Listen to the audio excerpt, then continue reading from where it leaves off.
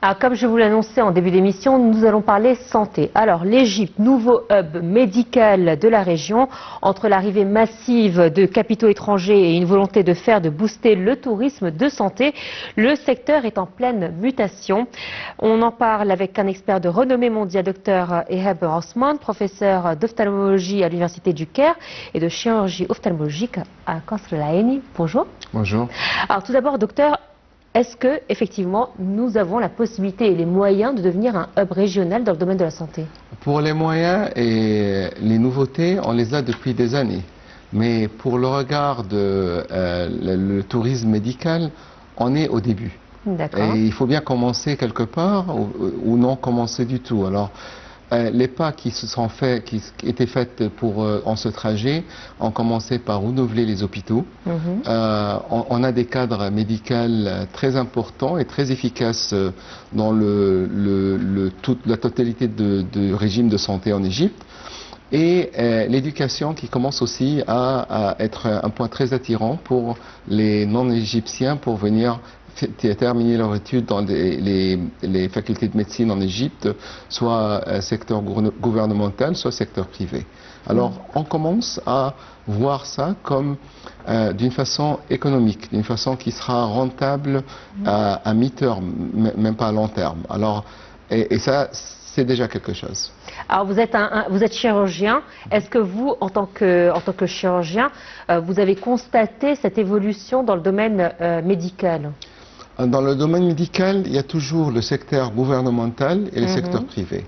Nous, comme secteur privé, qui sont dans le domaine d'ophtalmo, on est très avancé par rapport au monde, par rapport à ce qu'on fait au monde, parce que pour plusieurs raisons. On fréquente ce qui se passe au monde par aller au congrès, par inviter les étrangers à nos congrès, qui se fassent d'une façon régulière en Égypte, soit on est invité, soit on participe avec notre connaissance et on partage la science qu'on a. Et ça nous met toujours à jour. Et en même temps, on est très efficace parce qu'il y a toujours les maladies qui se présentent ici dans des stades avancés. Alors, il faut gérer les stades avancés parce que le système de santé gouvernemental n'est pas encore, n'inclut pas l'Égypte en totalité. Alors, il y a toujours des maladies qui se présentent d'une façon tardive et on est obligé à trouver une solution pour gérer les malades. Et ça nous renforce comme chirurgiens à traiter des cas très compliqués et avoir des résultats acceptables vis-à-vis la détection précoce de la maladie et en même temps gérer la gestion précoce qui n'aboutira pas à des complications ou des cas terminaux dans tous les domaines de médecine. Pas seulement ça, mais c'est pas seulement en ophtalmologie, mais c'est dans tous les domaines de médecine, comme je l'ai dit. Alors justement, vous faites bien de parler de d'ophtalmologie. Alors déjà, c'est votre spécialité, mais c'est vrai que l'Égypte est réputée pour avoir de très bons médecins dans ce domaine-là. Est-ce qu'il y a des gens, des étrangers qui viennent justement se soigner en Égypte, car on a cette réputation-là à l'international? Tout à fait. Dans le privé, dans ma gestion des patients, j'ai 60% des malades qui viennent de l'étranger. Les viennent d'étranger, je parle des pays de voisinage. On offre l'expertise qu'on a pour la Libye, pour l'Algérie, la Tunisie, pour les peuples du Soudan qui sont multiples en Égypte, le Yémen, et pour la sous-spécialité qui est rare dans la région, on a des gestions de cas qui viennent de partout en Afrique, au Moyen-Orient aussi. Ça commence à avoir un aspect acceptable au niveau gouvernemental avec les facilités qu'on donne aux soins des malades de... Je pense l'Afrique est un trésor énorme pour gérer les cas compliqués et les cas simples. Et l'Égypte est aussi une attraction. Alors si on l'utilise bien, ça pèsera lourd dans l'économie égyptienne. Par curiosité, pourquoi on excelle autant dans le domaine de l'ophtalmologie et aussi chez les dentistes aussi? Oui. On a une bonne réputation au niveau de la dentition. Donc pourquoi nous avons une aussi bonne réputation? Ça remonte à loin? Bien sûr, oui, ça remonte à très loin parce que la formation en académique à l'université nous permet de travailler quand on est résident à la résidencia, la résidana, et aussi je pense que l'exposition quand on a son doctorat en médecine ou son master degré en médecine, l'exposition à l'extérieur, aux pays avancés dans le domaine, nous donne une base qui permet d'évoluer quand on revient en Égypte et dans les cas, comme je l'ai dit, des cas plus avancés.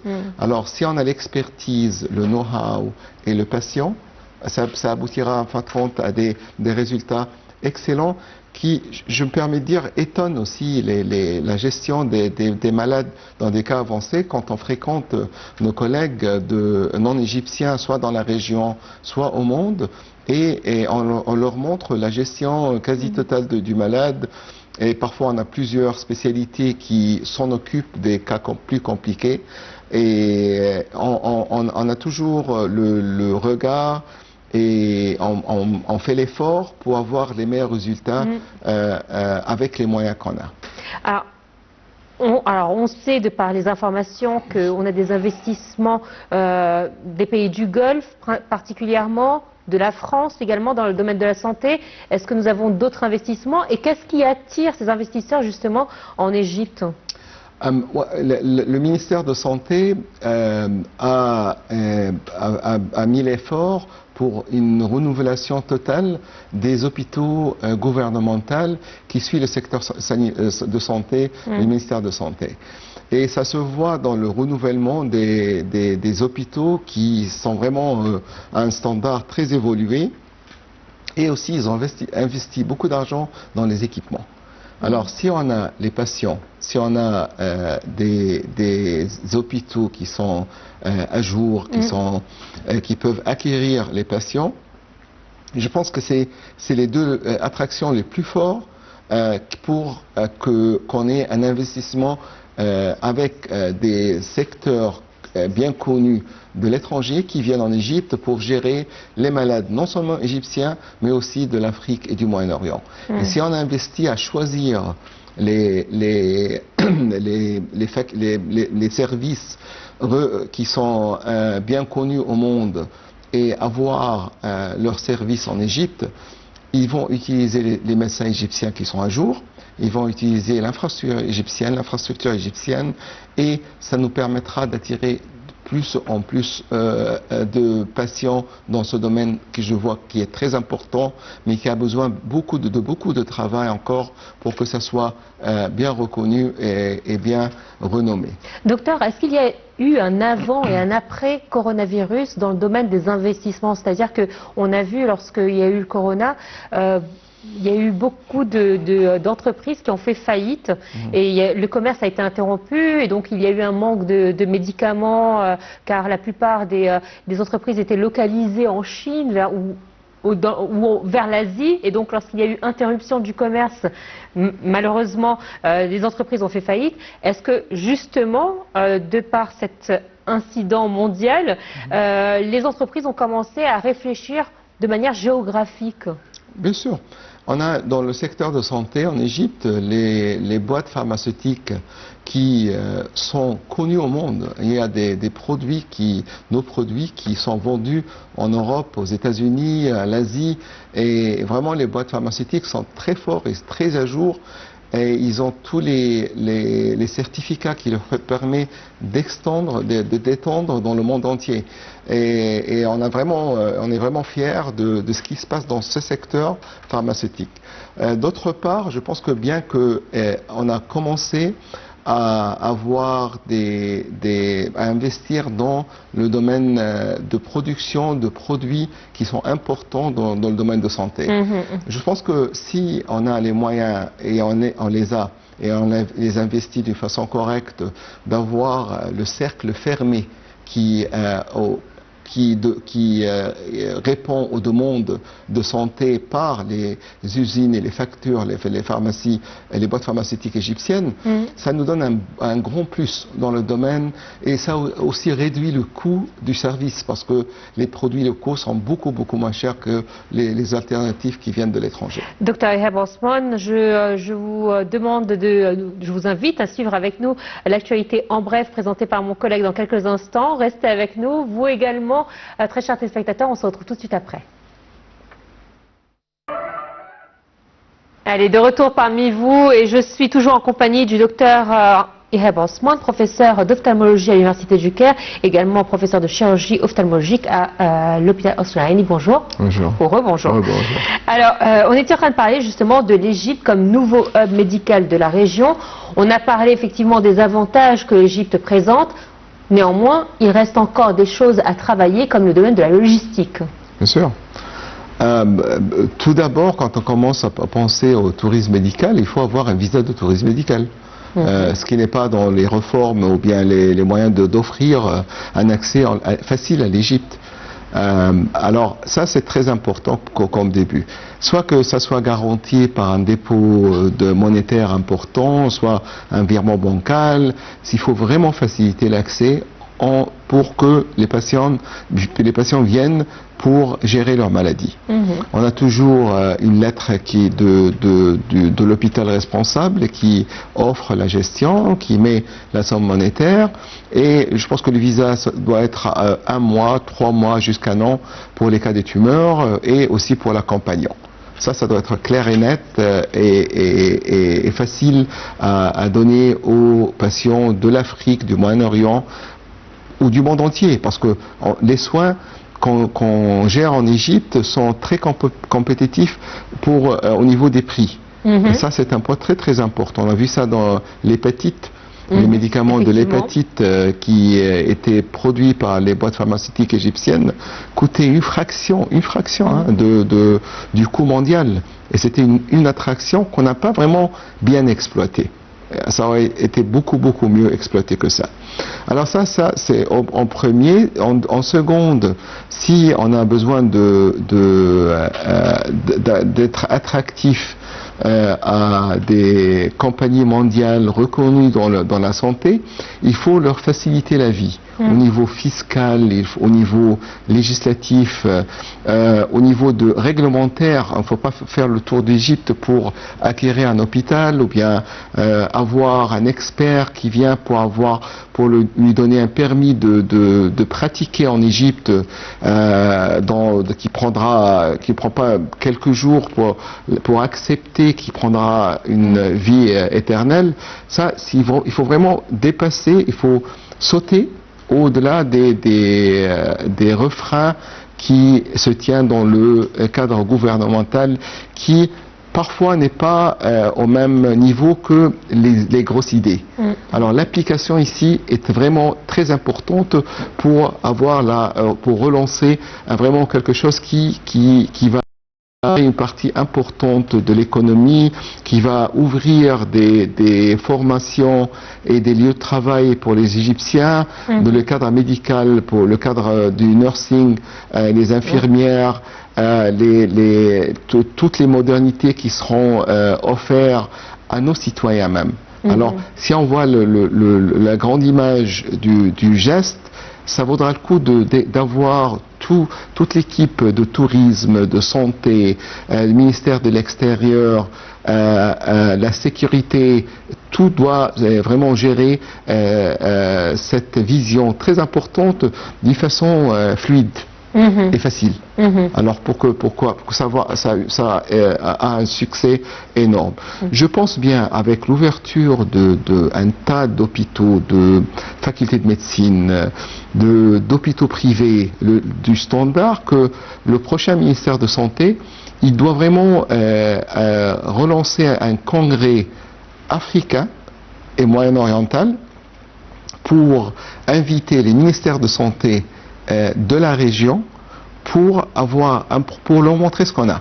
Parce que aussi la publicité, les prix compétitifs et toute la gestion de ce secteur, on doit vraiment aller au-delà de nos bordures pour être attractif. On doit changer la méthode au niveau de la campagne. Bien sûr, bien sûr. Et cela sera vraiment bien fait si on repère des hôpitaux d'excellence et avoir un congrès régional africain et moyen-oriental. On invite les secteurs qui sont visés par nous. On les invite, on leur montre nos muscles dans ce domaine. Et je pense bien que ça doit être fait dans l'année 2026 si on veut bien relancer et commencer fort. Et ça aussi, c'est très important. Avec le gap qu'il y a entre le secteur public et le secteur privé, on n'entre pas dans le risque que le secteur privé se transforme en une machine à business, c'est-à-dire que le secteur privé ne pense que matériellement, économiquement, et malheureusement le taux on va dire de professionnalisme diminue de par son ambiance business. Je vois ça d'une façon tout à fait différente. D'accord.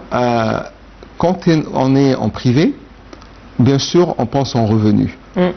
Et ça, le coût de santé qu'on offre en Égypte, si on compare la facturation de visites régulières au niveau comparable, si on passe au-delà de la Méditerranée pour aller n'importe où, on est une fraction, hein. On prend des sous, rien. C'est vraiment honteux et catastrophique. Alors si on maintient un business dans un état compétitif, parce qu'on n'est pas les seuls à gérer les patients, il y a toujours un hôpital de l'autre côté de la rue, derrière. Si on relance la compétition entre le secteur privé qui gère 70% des emplois en Égypte, vous voyez, alors ça c'est énorme, hein, et qui gère un tas très important des patients en Égypte, et on les voit comme compétition qui est juste et justifiée. Je pense que ça va pousser le secteur gouvernemental pour agir comme le privé. Vous pensez? Ah, bien sûr, parce que on est state of the art. On est vraiment dans le cadre où on offre d'une façon très très importante un service tertiaire, pour les cas les plus compliqués, en privé. Alors, comment le gouvernement va gérer la compétition si on a l'aspect gouvernemental? Et maintenant, si on a des services qui viennent de l'étranger pour gérer les hôpitaux de santé ou bien universitaires, la compétition là maintenant est vraiment au-delà, parce que la compétition sera entre le privé et la gestion internationale. Et ça va nous faire augmenter le service et être compétitif dans les prix. On a pour les instrumentations, pour les équipements, pour l'entraînement du cadre médical. Ça sera à nous à faire la compétition avec les autres. Alors pourquoi pas l'envers jusqu'à ce que cela sera établi au niveau du gouvernement? Pourquoi pas? Alors je pense qu'il faut bien renforcer. On a toujours les législations qui sont parvenues il y a un mois et demi, regardant le service médical en Égypte, comment il est géré, les problèmes de complications chirurgicales, de grosses fautes chirurgicales au médical. Et en même temps, si on a une hub, comme vous le dites, qui est sanitaire, qui permet à la compétition correcte, je pense qu'on sera au-delà d'un ou 2 ans dans un niveau très avancé. En parlant de la gestion du gouvernemental, jusqu'à maintenant, on n'a pas une cité médicale en Égypte. Vous ne pouvez pas pointer à un hôpital qui gère des spécialités différentes comme cité médicale. Les cités médicaux ont besoin d'avoir une hôtellerie, une résidence pour gérer les cousins du patient qui viennent. Il faut avoir plein de choses, mais on ne peut pas pointer maintenant en Égypte que cette région ou cette région offre une medical city. Alors, j'ai vu dans les infos, il y a 2 jours, que, par exemple, la France souffrait d'un manque de dermatologues. Ils ne forment plus de dermatologues, ou ils en forment de moins en moins, alors que la demande est beaucoup plus importante. C'est-à-dire qu'un patient peut attendre 6 mois avant d'avoir un rendez-vous. Pourquoi nous, on ne pourrait pas profiter de ces occasions, le malheur des uns fait le bonheur des autres, et justement nous lancer? Qu'est-ce qui nous manquerait pour nous lancer, justement? Je vais vous dire que le secteur dermatologue en Égypte, il est très bien géré. C'est vrai. Parce qu'il y a toujours cette fièvre d'avoir les injections chez les femmes, renouveler la peau. Exactement. Donc comment on peut arriver à faire parler de nous à l'étranger? Justement, avec les réglementations de qualité qui étaient sanctionnées par le gouvernement, il y a plus d'hôpitaux privés en Égypte qui sont dans le cadre d'avoir le gahar, la formation de qualité d'excellence en Égypte. Et ça, c'est le haut standard en Égypte pour le secteur médical. Et il y a toujours des accords avec beaucoup de formations internationaux qu'on est au niveau. Et cela nous permet d'entrer en compétition dans les pays où il y a toujours, en Angleterre par exemple, pour faire une cataracte, une chirurgie de cataracte par phaco, l'attente est 1 an. Alors, si on est au niveau, vraiment, si on est au niveau, et si vraiment on a l'esprit stratégique d'avoir de plus en plus de patients, la gestion de la cataracte en Égypte pourra coûter le billet d'avion, la résidence pour 3 jours ou 4 jours, la chirurgie et une petite balade au Grand Musée pour la moitié du coût du même soin en Angleterre. Quoique, avec une cataracte, je ne sais pas s'il verra quelque chose. Il verra le lendemain. Le lendemain. Alors, docteur, je vais profiter de vous juste pour une dernière question avant de nous quitter. Ces temps-ci, il fait mauvais, le temps est mauvais. Pour les personnes qui ont des allergies, c'est vrai que ce n'est pas la meilleure période pour les yeux. Qu'est-ce que vous donnerez comme conseil justement pour essayer d'avoir préservé une bonne vue et avoir des yeux sains durant cette période où il y a des tempêtes de sable réguliers? Remercie pour la question parce que ça c'est très important. Vous savez que les mamans en Égypte sont malins. Alors, si on a une allergie qui est saisonnale, qui vient dans ces temps-ci, alors pour le petit qui a des allergies, qui frotte fortement ses yeux... Petit ou grand, hein? Je parle des petits maintenant parce que c'est le secteur le plus important, et les grands aussi. Alors, au fur et à mesure qu'il va voir son médecin et prescrire les médicaments qui sont pareils, la maman va dire que bon, je n'irai pas la prochaine fois, je vais à la pharmacie qui est permis maintenant et d'avoir les médicaments. Alors, il faut vraiment alerter contre les collyres corticoïdes, parce que les collyres corticoïdes vont traiter la maladie, mais si on les prend d'une façon quotidienne, sans arrêt, ça pose des complications énormes vis-à-vis l'œil du petit. Une cataracte et un glaucome. Un glaucome va affecter le nerf optique et ça va revenir à une cécité totale, et une cataracte qu'on peut gérer. Alors d'ici, je vraiment préviens les mamans, on n'est pas une grippe, on n'est pas une petite élévation de la température, qu'on peut avoir quelque chose pour ça. Les collyres doivent être sous prescription médicale et vraiment ne pas les prendre d'une façon sans prescription, sans avis médical. Et certainement pas d'une façon prolongée. Ça, c'est très important. Alors, pour les allergies, la plupart des allergies viennent des rayons ultraviolets. D'accord. Alors, qui sont au maximum d'UVB de 10 h du matin jusqu'à 2 h de l'après-midi. Pour ceux qui ont cette allergie, si on doit travailler au dehors, on porte des lunettes. Et c'est pas très important la qualité des lunettes. Parce qu'un verre qui est teint, va prévenir 80%, 90% des rayons du soleil qui aboutiront effectivement aux allergies. il y a toujours des médicaments et des médicaments égyptiens de qualité mondiale qui, on peut les utiliser, des anti-allergiques, d'une façon très saine, sans problème, au début du saison de l'hiver, du saison du printemps, où on commence à avoir des allergies pour de raisons différentes. Et c'est très important. Si on a des symptômes qui durent au-delà de 2-3 jours, il faut vraiment aller voir son médecin. Il faut vraiment aller aux consultations parce que c'est très important pour savoir l'œil rouge qui peut être beaucoup de choses, c'est une vraie allergie ou une infection ou autre. Vous avez entendu, si jamais vous avez une douleur ou quoi que ce soit, il faut consulter car l'œil est plus fragile que les autres membres du corps. Docteur Ehab Osman, merci à vous d'avoir été des nôtres ce matin. Je rappelle que vous êtes professeur d'ophtalmologie à l'Université du Caire. Merci infiniment. Merci pour l'invitation. Merci beaucoup. Allez, une courte pause, on se retrouve tout de suite après.